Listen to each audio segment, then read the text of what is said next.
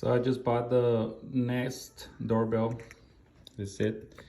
I installed it outside, didn't latch. So basically, you have to do it like this. It's supposed to go in here, and then over here on the back, if you go up, it should click, and it's not doing that. So this is stuck inside instead of going out. I tried with this key over here, it doesn't pop out, so it's a waste of time. I was installing this like for an hour, and once installed, it's really hard to notice that this is not working.